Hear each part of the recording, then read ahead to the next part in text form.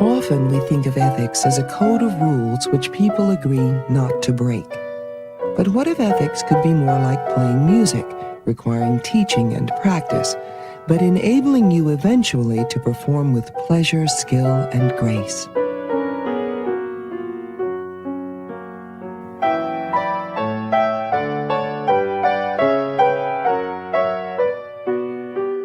Often in ancient philosophy, virtues are compared to skills.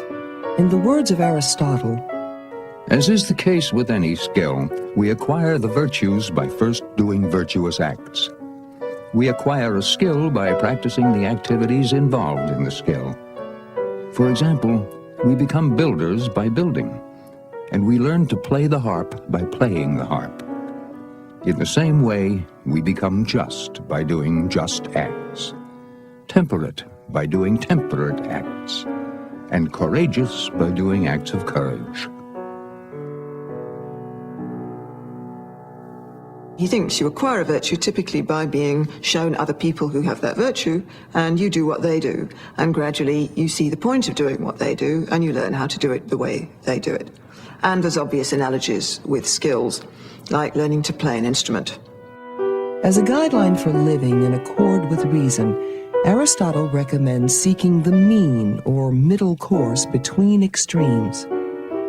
Acting well in any field is achieved by looking to the mean and bringing one's actions into line with this standard of moderation. Virtue, therefore, must also aim at the mean. For human virtue deals with our feelings and actions.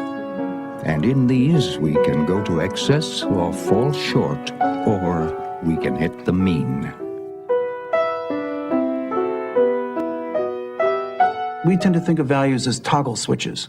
There's right and wrong. There's on and off. There's good and its opposite. For Aristotle, virtue was finding the middle ground between two opposites. Generosity is not opposed to meanness. Generosity actually is in the middle of, on the one hand, stinginess and meanness, and on the other hand, being profligate with money.